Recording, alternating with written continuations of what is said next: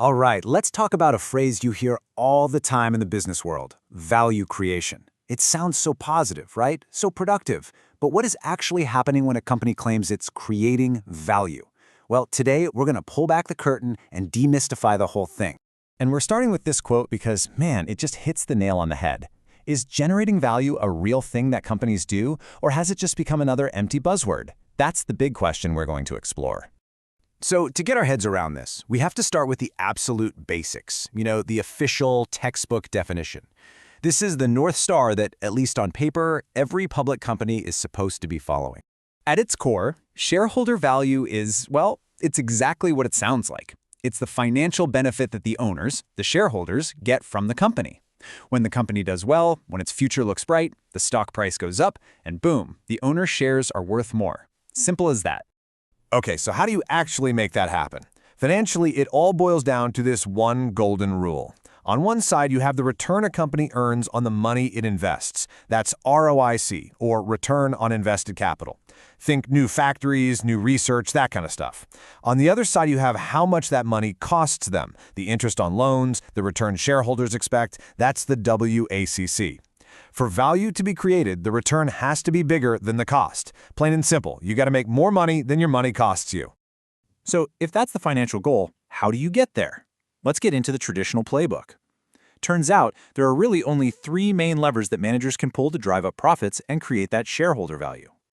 And here they are, the big three. 1. Grow your revenue. 2. Make your day-to-day operations more profitable. And 3. Make the money and assets you already have work harder.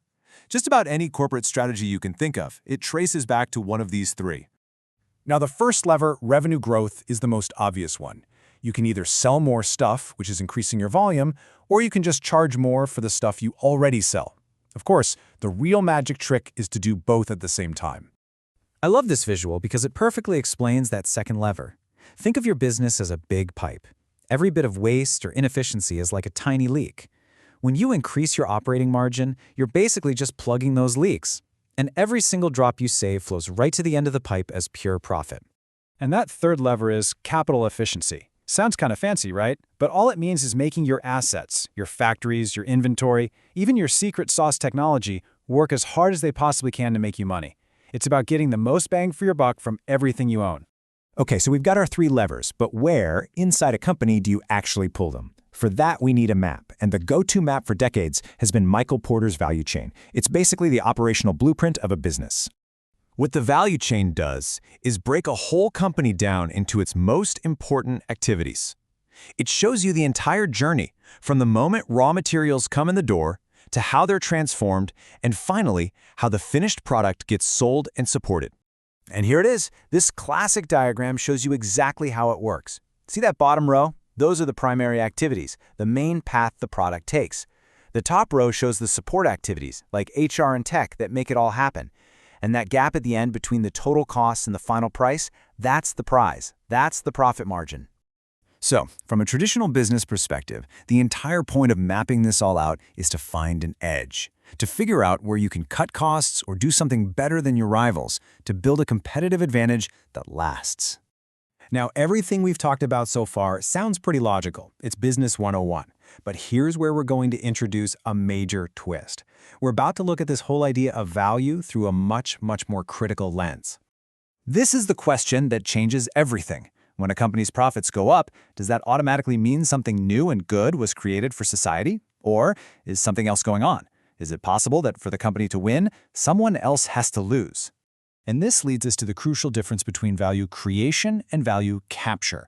True creation is about making the whole economic pie bigger. It's a win-win. You invent something new, you find a better way. But value capture, that's not about growing the pie. It's about fighting for a bigger slice for yourself, which means someone else's slice has to get smaller. It's a zero-sum game. Let's make this real. Think about it from your perspective, as a customer.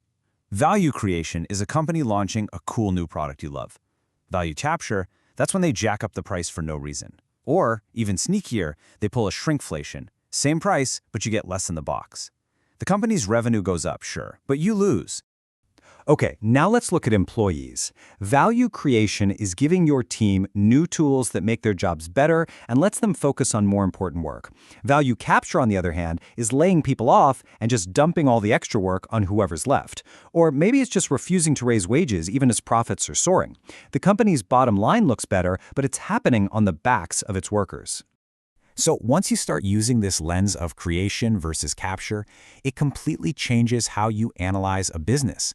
It lets you see the whole picture and really question where a company's profits are coming from. And it doesn't just stop with customers and employees.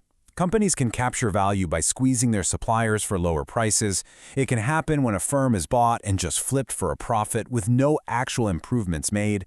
Heck, it can even be captured from the government through clever tax schemes. Look, if there's one thing to take away from all this, it's this right here. Higher profit does not automatically equal value creation.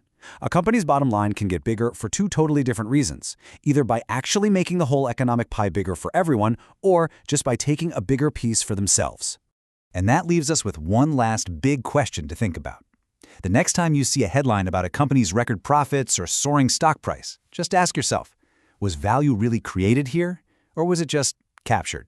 And maybe most importantly, who is really benefiting from that growth? Thanks for tuning in.